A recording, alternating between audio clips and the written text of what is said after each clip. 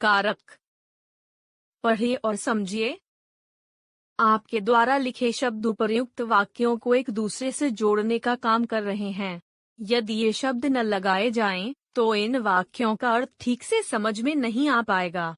अतः ये सभी शब्द कारक चिन्ह हैं। इन्हें परसर्ग या विभक्ति चिन्ह भी कहते हैं। संज्ञा या सर्वनाम के जिस रूप से उसका संबंध क्रिया से जाना जाता है, उसे कारक कहते हैं। कारक के भेद। कारक के 8 भेद होते हैं। कारक, कर्ता कारक, कर्म कारक, करण कारक, संप्रदान कारक, आपादान कारक, संबंध कारक, अधिकरण कारक और संबोधन कारक हैं। आइए कारक के भेदों के चिन्ह जानें। कारक, परसर्ग विभक्ति चिन्ह, पहचान, प्रयोग। कर्ता, ने, किसने, कौन, माँ ने खाना पका लिया। कर्म, को, क्या, किसको, कहाँ। सोनिया अपने भाई को खाना खिला रही है। करण, से, के द्वारा, किससे, किसके द्वारा। बच्चा खिलौनों से खेल रहा है।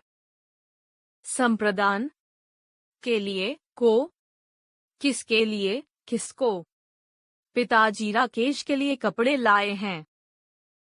अपादान, से अलग होना, कहाँ से। रेलगाड़ी निर्धारित समय पर स्टेशन से छूटी। संबंध, का, के, की, रा, रे, री। किसका, किसके, किसकी। रोहन की साइकिल अच्छी है। अधिकरण, में, पर, किस में, किस, कहाँ। मेज पर जग में पानी रखा हुआ है। संबोधन, हे, अरे, हे प्रभु, मेरी रक्षा करो। कर्ता कारक, ने। कर्ता का अर्थ है काम कार्य करने वाला। शब्द के जिस रूप से क्रिया को करने वाले का पता चले, उसे कर्ता कारक कहते हैं। इसका विभक्ति चिन्ह है ने। कभी कभी कर्ता कारक के साथ परसर्ग नहीं लगता। ऐसी स्थिति में जो शब्द कौन और किसने प्रश्नों का उत्तर देते हैं, ता कारक कहते हैं। कविता ने जूस पिया। मयंक पुस्तक पढ़ता है। उपरोक्त वाक्यों में कविता तथा मयंक कर्ता कारक हैं। ध्यान देने योग्य। ने विभक्ति चिन्ह का प्रयोग केवल भूतकाल के वाक्यों में किया जाता है, जैसे प्रेमचंद ने ठाकुर का कुआं उपन्यास लिखा। अकर्मक वृफया के साथ ने परसर्ग का प्रयोग नहीं होता, जैसे खरगोश दौड़ रहे हैं। कर्म कारक, को कर्म का अर्थ है कार्य करना। वाक्य में शब्द के जिस रूप पर क्रिया का फल पड़े, उसे कर्म कारक कहते हैं। इसका विभक्ति चिन्ह है को। इसकी पहचान के लिए को परसर्ग के अतिरिक्त वे शब्द होते हैं जो किसको अथवा क्या प्रश्नों के उत्तर देते हैं, जैसे गुरुजी शिष्यों को ज्ञान देते हैं। उसने खाना खाया। उपरोक्त वाक्यों में शिष्यों और खाना कर्म कारक हैं। करण कारक, से, के द्वारा। करण का अर्थ है क्रिया करने का साधन। जिस साधन द्वारा कार्य किया जाता है, उसे करण कारक कहते हैं। इसका विभक्ति चिन्ह है से, के द्वारा।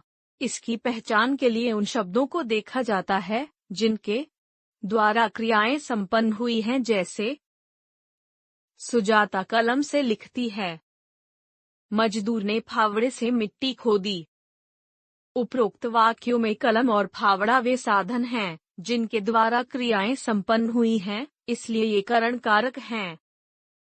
संप्रदान कारक, के लिए, को। संप्रदान का अर्थ है जिसके लिए कार्य किया जाए।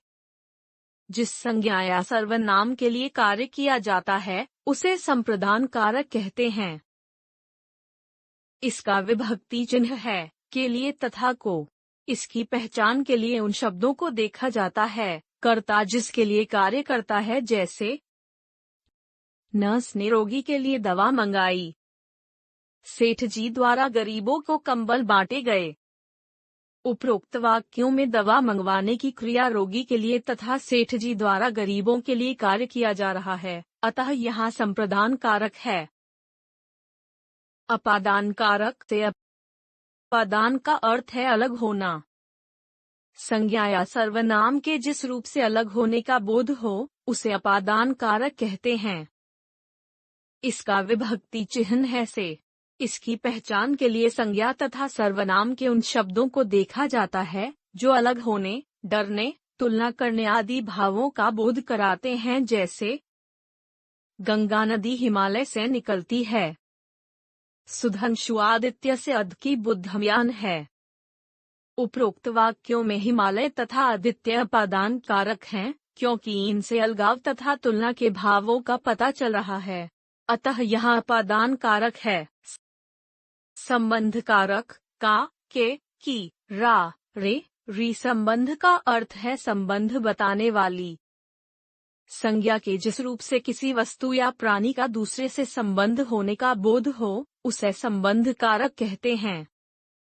इसका विभक्ति चिन्ह है का, के, की, रा, रे, री।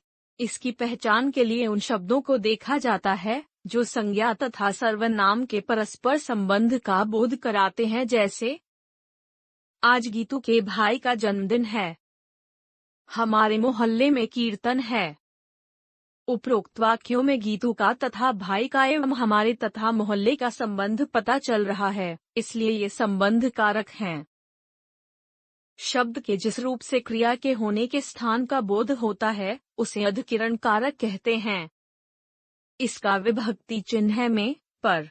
इसकी पहचान के लिए संज्ञा के उन रूपों को देखा जाता है जो क्रिया के आधार, समय और स्थान आदि का बोध कराते हैं, जैसे मछली पानी में तैर रही है। बच्चे छत पर खेल रहे हैं। उपरोक्त वाक्यों में पानी में तथा छत पर अधिकरण कारक हैं, क्योंकि ये तैर रही है तथा खेल रहे हैं क्रियाओं का आधार हैं। संबोधन कारक है, अरे संबोधन का अर्थ है पुकारे जाने वाले शब्द। जो शब्द किसी को बुलाने के लिए प्रयुक्त किए जाते हैं उसे संबोधन कारक कहते हैं। इसका विभक्ति चिन्ह है, अरे। इसमें प्रायः विभक्ति चिन्ह के बाद संबोधन चिन्ह का प्रयोग किया जाता है, जैसे अरे मोहन, अब घर आ जाओ। हे ईश्वर, इन्हें सुबुद्धि देना। उपरोक्त वाक्यों में अरे तथा हे संबोधन कारक हैं। ध्यान देने योग्य, संबोधन कारक में विस्मयादिबोधक चिह्न का प्रयोग किया जाता है। अब तक हमने सीखा संज्ञा या सर्वनाम के जिस रूप से उसका संबंध वाक्य के दूसरे शब्दों से जाना जाता है वह कारक कहलाता है। कारक के 8 भेद है: कर्ता, कर्म, करण, संप्रदान, अपादान, संबंध, अधिकरण तथा संबोधन। कारक चिन्हों को परसर्ग या विभक्ति चिन्ह भी कहते हैं। वाक्य में सभी संज्ञा शब्दों का संबंध क्रिया से होता है तथा क्रिया से संज्ञा शब्दों का संबंध कारक चिन्हों परसर्गों का पता चलता है।